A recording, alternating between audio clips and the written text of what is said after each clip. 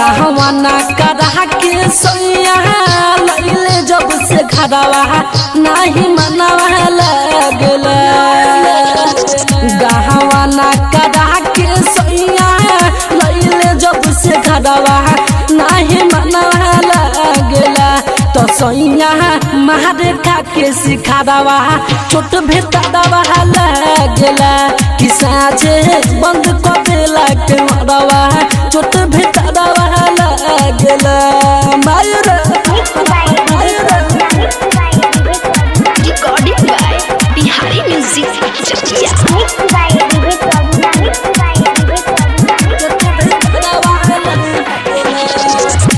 हर दम करे खातिर रहे पागल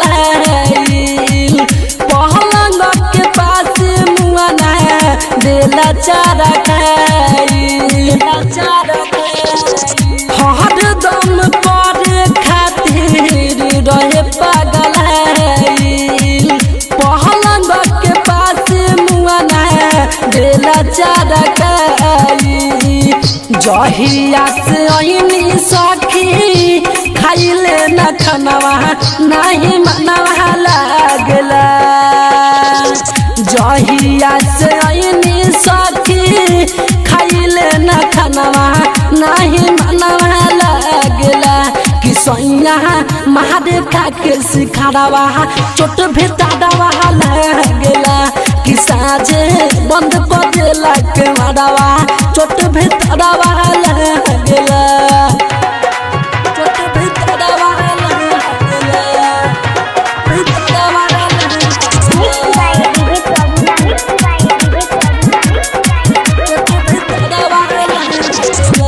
हमारा से पहले जाके बैठे कपड़ा खोल के लागता जवानी मुआना खा जाई तो रखे।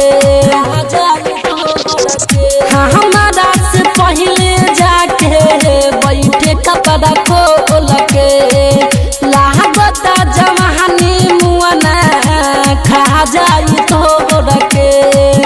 राइटर सुख साजन सौदिया देखावेला बिमलवा बहरी डाडवा लगला।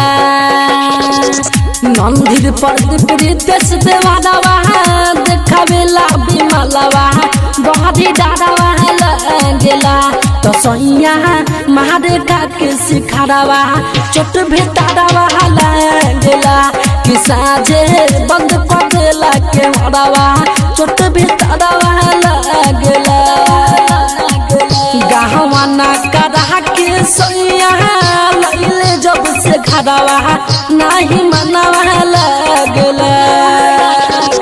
गहवाना करा के सैया लैले जब से घरवा नहीं मनवा लगला।